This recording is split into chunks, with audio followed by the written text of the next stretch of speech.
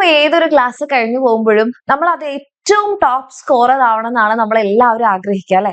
അപ്പൊ ഇനി നിങ്ങളിപ്പോ അടുത്തതായിട്ട് +2 വരുന്നത്.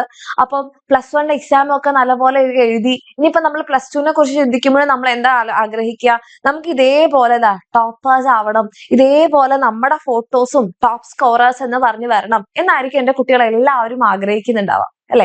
അപ്പൊ അതേപോലെ ഒരു ആഗ്രഹം എന്റെ കുട്ടികളുടെ മനസ്സിലുണ്ടെങ്കിൽ, നിങ്ങളിപ്പോ +1 നല്ല പോലെ തന്നെ പഠിച്ച മക്കളാണെന്നുണ്ടെങ്കിൽ അതേപോലെ അല്ലെങ്കിൽ ഒരു പൊടിക്ക് കൂടെ കുറച്ചുകൂടെ ഒരു ലെവലിൽ മാറ്റി നിങ്ങൾ +2 പഠിക്കുക. ഇനി നിങ്ങൾക്ക് +1 ഇതേപോലെ പഠിക്കാൻ പറ്റില്ല, ഇതേപോലെ നിങ്ങളുടെ ഫോട്ടോസ് വരാനുള്ള രീതിയിലേക്ക് നിങ്ങൾ പഠിച്ചിട്ടില്ല എന്നാണെങ്കിൽ കഴിഞ്ഞു പോയ കാര്യത്തിനെ കുറിച്ച് ആലോചിച്ച് റിഗ്രറ്റ് ചെയ്യാതെ എന്ത് ചെയ്യാം, ഇനിയുള്ള നമ്മുടെ +2 എങ്കിലും നമുക്ക് എന്ത് ചെയ്യാൻ പറ്റും, ഏറ്റവും അടിപൊളിയായിട്ട് പഠിക്കാനുള്ള കാര്യങ്ങൾ നിങ്ങൾ ചെയ്യാന്നുള്ളതാണ് നമുക്കിനി നമ്മുടെ ഭാഗത്ത് ചെയ്യാനുള്ളത് അല്ലെ.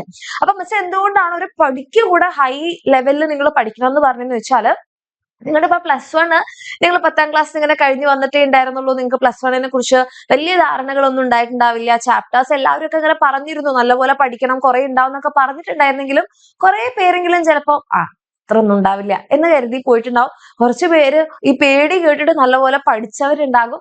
ഇപ്പൊ നിങ്ങൾക്ക് ഏകദേശം നമ്മുടെ ഹയർ സെക്കൻഡറി എന്ന് പറയുമ്പോൾ ആ ലെവല് മനസ്സിലായിട്ടുണ്ടാവും. പക്ഷെ +2 വരുമ്പോഴെന്താന്ന് വെച്ച് കഴിഞ്ഞാല്, നിങ്ങൾക്ക് ഒരു ഡിസംബറോട് കൂടി നിങ്ങളുടെ സിലബസ് കംപ്ലീറ്റ് ചെയ്തിട്ടുണ്ടെങ്കിൽ മാത്രമേ നിങ്ങൾക്ക് ജാനുവരി ആകുമ്പോഴത്തേക്ക് നിങ്ങളുടെ റെക്കോർഡ് വർക്ക്സും കാര്യങ്ങളും കംപ്ലീറ്റ് ചെയ്യാനുണ്ടാവും, നിങ്ങളുടെ പ്രാക്ടിക്കൽ എക്സാം ഉണ്ടാവും, ഫെബ്രുവരി ആകുമ്പോഴത്തേക്ക് നിങ്ങളുടെ മോഡൽ എക്സാം ഉണ്ടാവും, മാർച്ചിൽ നിങ്ങളുടെ പബ്ലിക് എക്സാം.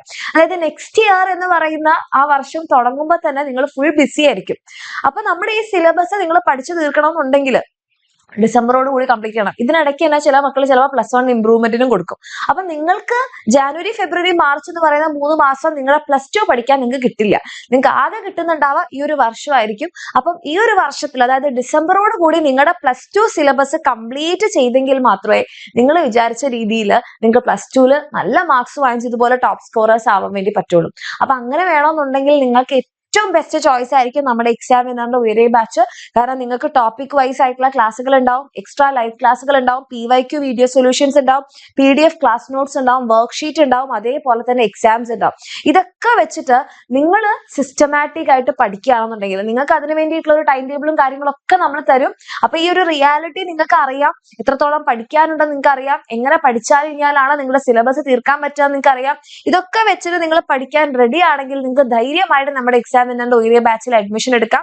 നമ്മുടെ ബാച്ച് ഫീ എന്ന് പറയുന്നത് 5990 ആണ്. ഇതിന്റെ കൂടെ തന്നെ നിങ്ങൾക്ക് നമ്മുടെ ബുക്ക് സെറ്റ് ഫ്രീ ആയി കിട്ടുന്നുണ്ടാവും. ഇതൊക്കെ വെച്ച കുട്ടികൾക്ക് പഠിക്കാൻ താല്പര്യം ഉണ്ടെങ്കിൽ എന്റെ മക്കളെ വേഗം തന്നെ താഴെ കാണുന്ന നമ്പറിൽ, അല്ലെങ്കിൽ 7592092021 അല്ലെ 7592092022 ഇതിൽ ഏതെങ്കിലും ഒരു നമ്പറിൽ മെസ്സേജ് ചെയ്യുക, അഡ്മിഷൻ എടുക്കാം. മക്കളെ നേരത്തെ തന്നെ പഠിച്ചു തുടങ്ങിയെങ്കിൽ മാത്രമേ നിങ്ങൾ ഈ വിചാരിച്ചതുപോലെ മിസ് പറഞ്ഞതുപോലെ നിങ്ങൾക്ക് സിലബസ് കംപ്ലീറ്റ് ചെയ്യാൻ പറ്റുള്ളൂ. അപ്പൊ മിസ് ജൂണിലൊന്നും തുടങ്ങിയാൽ പറ്റില്ലേ? പറ്റുമായിരിക്കും, പക്ഷെ നിങ്ങൾ ഒത്തിരി സ്ട്രഗിൾ ചെയ്യും. അങ്ങനെ സ്ട്രഗ്ലിംഗ് ഒന്നും ഇല്ലാതെ വളരെ സ്മൂത്ത് ആയിട്ട് നിങ്ങൾക്ക് പറ്റും. അപ്പൊ സ്മൂത്ത് ആയിട്ടുള്ള ഒരു വഴി നമ്മുടെ മുന്നിൽ ഉണ്ടാവുമ്പോൾ ഞങ്ങൾക്ക് സ്ട്രഗിൾ ചെയ്ത് പഠിക്കണം എന്ന് പറയുന്നത് ഹാർഡ് വർക്കും സ്മാർട്ട് വർക്കും തമ്മിലുള്ള വ്യത്യാസം പോലെയാണ്. നമ്മൾ എന്ത് ചെയ്യണം? ഹാർഡ് വർക്ക് ചെയ്യണം, അതിന്റെ കൂടെ സ്മാർട്ട് വർക്കും കൂടെ ചെയ്യുകയാണെങ്കിൽ, കുറച്ചുകൂടി ചിന്തിച്ച് കുറച്ച് നേരത്തെ ചെയ്യുകയാണെന്നുണ്ടെങ്കിൽ ഈ ഒരു ജേർണി വളരെ സ്മൂത്ത് ആയിരിക്കും. അങ്ങനെയൊക്കെ എന്റെ മക്കൾക്ക് പഠിക്കണമെന്ന് ആഗ്രഹം ഉണ്ടെങ്കിൽ താഴെ കാണുന്ന നമ്പറിൽ മെസ്സേജ് ചെയ്യുക, നമ്മുടെ ബാച്ചിൽ അഡ്മിഷൻ എടുക്കാം, നേരത്തെ മുതൽ വൃത്തിയായിട്ട് പഠിച്ചു തുടങ്ങാം. All the best.